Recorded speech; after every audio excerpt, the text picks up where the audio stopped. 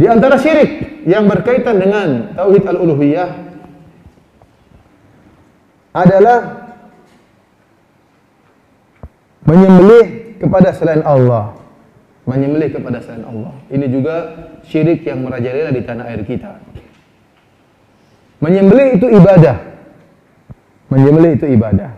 Kalau saya tanya sama adik-adik dalilnya, apa itu dalil menyembelih itu ibadah? Dalilnya apa? Adik-adik ngerti dalil nggak? Dalil itu Al-Quran maupun apa sunnah. Apa dalilnya kalau menyembelih hewan itu adalah ibadah? Dalilnya dalam surat apa? Inna a'tainakal kautsar. Teruskan ayatnya, fasalli lirabbika wanhar. Yang artinya, ya, sungguhnya kami telah memberikan kepada engkau wahai Nabi sungai Al-Kautsar. Kemudian kata Allah, fasalli lirabbika wanhar. Maka salatlah hanya kepada Rabbmu dan menyembelihlah juga karena Rabbmu. Maka seorang tidak boleh menyembelih kecuali karena Allah Subhanahu wa taala dalam rangka mendekatkan diri. Tidak boleh dia menyembelih mendekatkan diri kepada jin, tidak boleh dia mendekatkan diri kepada wali, tidak boleh kepada nabi. Dia hanya menyembelih mendekatkan diri hanya untuk siapa? Allah Subhanahu wa taala. Oleh karenanya, adik-adik lihat tatkala musim haji.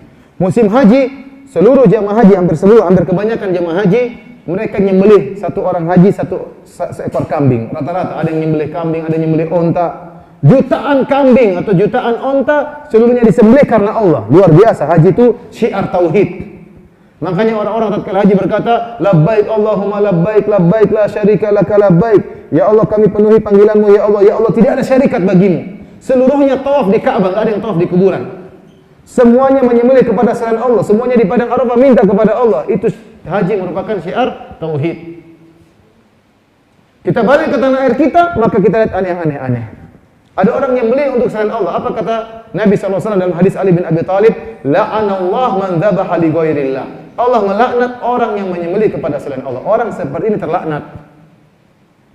Dan ini banyak orang-orang pergi ke dukun. Dia pergi ke dukun, kata dukun, "Ya, saya akan bantu, syaratnya kamu cari ayam putih 7 ekor. Kemudian sembelih, enggak usah bilang bismillah. Cari 7 ekor. Kenapa? Buat dukun, buat jinnya. Buat jinnya, enggak boleh seperti itu. Ini kesyirikan. Atau suruh cari kodok, mungkin suruh sembelih misalnya. Ini kesyirikan. Tidak boleh kita menyembelih. Banyak orang, saya lihat sendiri dengan mata kepala saya. Orang-orang membangun rumah. Gimana? Supaya tidak diganggu sama jin, yang tuan rumah cari ayam hitam. Disembelih, darahnya ditumpahkan di tanah tersebut. Supaya apa? Supaya tidak diganggu sama jin setempat. Ini syirik. Tidak boleh adik-adik, hati-hati. Adik-adik jangan terjebak dengan syaitan. Syaitan ingin kita masuk neraka jahanam. Dia ingin kita melakukan kesyirikan. Tadi menyembelih itu ibadah. Kalau kita serahkan ibadah kepada setan, kepada selain Allah, kita musyrik. Tidak boleh. Lihat orang-orang di pantai selatan takut sama jin Nyi Roro Kidul. Katanya Nyi Roro Kidul itu jin cantik ya. Kemudian apa? Mereka takut kalau tidak dikasih sembelihan kebo, nanti lautnya bisa meledak-ledak, bisa bergelombang, banyak orang yang meninggal. Maka mereka takut. Artinya mereka takut kepada Allah. Ini takut kepada Nyi Roro Kidul. Akhirnya mereka cari kebo yang gemuk, kebo yang gede. Karena kalau kebunnya kurus, nanti Nyi Roro Kidul nggak mau terima. Kalau kebunnya cacat, Nyi Roro Kidul nggak mau terima. Maka dicari kebo yang gede, yang bagus, yang cakep, kemudian disembelih, kemudian diberikan kepada Nyi Roro Kidul. Nah, waktunya mereka nyembelih di Idul Adha, cari kambing yang kurus. Ya. Tapi kalau untuk Nyi Roro Kidul harus kebo yang gemuk. Ini kesyirikan, nggak boleh. Nyembelih untuk jin. Ini banyak di tanah air kita. Ingin bangun jembatan. Takut jembatannya roboh, takut diganggu sama jin sungai, jin kali, potong kambing 8 ekor misalnya. Seperti ini. Lagi ngobor sesuatu, nggak bisa dibor-bor, cari kambing lagi supaya jinnya pergi. Harusnya baca Quran di situ supaya jinnya kabur. Enggak, nurutin jin, cari kambing sembelih, darahnya ditumpahin supaya bisa ngebor. Adik-adik lihat, kalau adik-adik umroh atau hajian, lihat. Jalan dari Mekah sampai Madinah itu kira-kira 500 km. 450 km lebih. Dan kalau kita jalan di jalan tersebut, banyak sekali gunung-gunung yang dibelah oleh pemerintah Arab Saudi. Gunung-gunung dibelah. Karena jalannya gunung-gunung. Jadi buat jalan datar itu susah. Gunung dipahat sama pemerintah Arab Saudi. Itu gunung dipahat begitu banyak gunung, puluhan gunung dipahat, tidak ada satu butir telur pun yang dipecahkan. Tidak ada satu ekor ayam pun disembelih untuk supaya jin gunungnya tidak marah. Tidak ada. Bismillah nyembelih gunung, nggak ada masalah. Kenapa? Karena tauhid kepada Allah Subhanahu wa taala. Lihat kalau sampai di Mekah, banyak gunung dibolongin, dibuat terowongan di Mekah banyak. Tidak ada satu butir telur pun yang dipecahkan, tidak ada satu ekor ayam pun yang disembelih kepada jin penghuni gunung, enggak ada. Kenapa? Dengan tauhid bismillah bolong itu. Coba di tanah air kita. Kalau ingin ya mau nebang pohon, takut sama jinnya, cari potong ayam sembelih. Ini baru pohon saja mau ditebang harus berapa ekor ayam, apalagi kalau gunung mau dibolongin ya. Entah berapa ekor kebo, berapa ekor gajah mungkin harus sembelih ya. Oleh karenanya lihat, ini semua khurafat dan ini jin memang seperti ini ingin. Saya ketemu orang, saya pernah diantar sama seorang abri, orang apa namanya, tentara dari Bandung menuju Jakarta, naik mobil. Sampai suatu tempat dia ngebel-ngebel, cing cing cing. Saya bilang, kenapa Pak ngebel-ngebel? Nggak ada apa-apa. Enggak Ustaz, nanti biar. Takut kalau dia nggak ngebel nanti jinnya ngamuk katanya. Ya akhi, dari mana seperti ini? Ente kan diajarin sama Nabi doa kalau keluar rumah. Bismillahi tawakkaltu 'alallahi la haula wala quwata illa billah. Itu doa mau taruh di mana? Enggak baca doa kemudian lewat depan jin bel-bel. Kalau enggak bel katanya jinnya marah. Takut sama jin seperti ini. Ada yang lihat terus baca doa dong. Allah sudah ajarin doa, Rasulullah SAW sudah ajarin doa. Ketakutan sama jin sungguh luar biasa. Di tanah air kita ini orang-orang sangat takut sama jin. Kenapa? Dukun banyak, santet banyak, ilmu sihir banyak, ilmu kesaktian mandraguna banyak, semuanya pakai jin. Orang-orang ke kuburan takut sama jin. Adik-adik kalau ke Arab Saudi, ke kuburan nggak ada takut sama jin sama sekali. Kenapa? Kuburannya sesuai dengan sunnah Nabi, pendek-pendek. Orang kalau ke kuburan ingat mati, bukan ingat jin. Tapi kalau di Indonesia kita lihat kuburan, lihat asap keluar kita udah takut. Kenapa? Bayangan kita ada jin yang akan keluar. Entah jin tomang, entah jin dan jun, ya.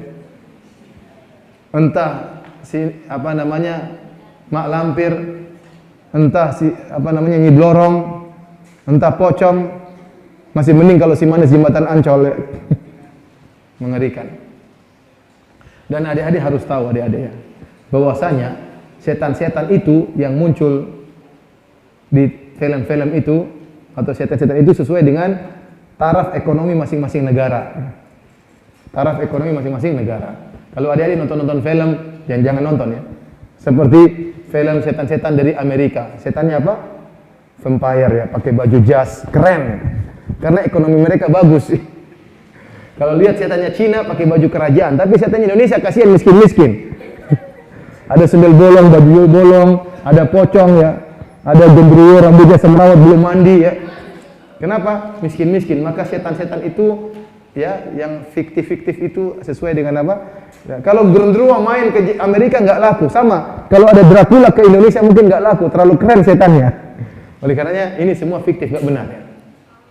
Jadi lihat, jin benar-benar diagungkan di tanah air kita. Sehingga dia semakin kepala besar dan sering mengganggu kita. Sampai orang-orang mau kamar mandi saja takut. Kenapa? Nonton film setan takut. Mau kamar mandi, Rasulullah ajarin doanya, Allahumma inni a'udzubika minal khubuthi wal khaba'ith. Ya Allah, aku berlindung kepada Engkau dari jin lelaki maupun jin betina, jin perempuan. Tapi karena kita nonton film-film takut, nonton kamar mandi harus dibuka sedikit, takut. Padahal lampunya sudah dinyalain. Kenapa? Ketakutan sama jin. Akhirnya benar-benar dikuasai oleh jin. Dukun semakin beredar, dukun di mana-mana dihormati. Ini di tanah air kita. Padahal itu semua apa? Kesyirikan. Jadi adik-adik hati-hati, di antara kesyirikan yang banyak tersebar di tanah air kita adalah menyembelih kepada selain Allah. Tidak boleh kita menyembelih apapun kecuali hanya untuk Allah Subhanahu wa taala. Jangan sampai kita menyembah jin. Jangan sampai kita menyembah jin melalui para dukun. Dan jangan pernah percaya kepada para dukun. Para dukun itu jangan pernah percaya. Para dukun kebanyakan bohong. Mereka pernah benar cuma sekali-sekali. Lihat para dukun, apa kata para dukun? Yang ingin punya uang banyak datang sama saya. Padahal dia juga miskin dukunnya. Iya, kalau dia kaya, bisa kaya, ngapain dia buka praktek perdukunan? Dia bilang yang ingin dapat cewek cantik datang sama saya. Padahal istrinya mukanya amburadul, Pak dukun tersebut. Ya, ngapain percaya sama dukun? Jadi mereka itu pembohong, hanya menipu umat Islam. Makanya kalau di Arab Saudi, dukun itu hukumannya dipenggal. Di Arab Saudi dukun hukumnya apa? Dipenggal. Kenapa? Karena dukun itu bekerja sama dengan syaitan dan mengajarkan kesyirikan kepada umat Islam dan juga membuat takut umat Islam. Kenapa orang Indonesia kalau sudah jengkel sama temannya dia tidak bisa balas, dia pergi ke dukun, tolong santet. Akhirnya disantetlah temannya, kasihan. Dimasukin paku dalam perutnya, dimasukin baskom dalam perutnya, ya. Untung nggak dimasukin drum dalam perutnya. Mengerikan. Ini kan ngawur seperti ini, apa menyiksa orang. Makanya dukun-dukun seperti itu harusnya disembelih, dipenggal. Kenapa? Mereka bekerja sama dengan setan. Nah, di tanah air kita dukun-dukun sangat dihormati. Hampir setiap kampung ada dukun. Dan jangan percaya dukun. Dukun tuh tidak bisa apa-apa. Mereka hanya bisa tadi menyakiti orang lain. Untuk keberhasilan nggak mungkin berhasil. Kalau dukun itu memang jagoan, Indonesia sudah kaya-kaya. Indonesia sudah hutangnya lunas dari dulu karena banyak dukun. Tapi hutang juga nggak lunas-lunas. Terus kemana dukun-dukun tersebut? Katanya bisa jagoan-jagoan. Katanya orang Indonesia banyak orang-orang saktinya, banyak dukun yang sakti. Tapi dijajah Belanda 350 tahun, percuma. Kemudian juga katanya orang-orang Indonesia dukunnya banyak sakti-sakti. Tapi main bola tidak pernah masuk dalam Piala Dunia. Kan harusnya gampang. Ada bola tinggal ditiup langsung masuk menang kan bisa. Tapi dukun-dukun nggak bisa. Maka dukun itu nggak ada fungsinya kecuali hanya menebarkan kesyirikan di tanah air kita. Ya. Jadi ini di antara kesyirikan yang berkaitan dengan tauhid al-uluhiyah adalah menyembelih kepada selain Allah Subhanahu wa taala.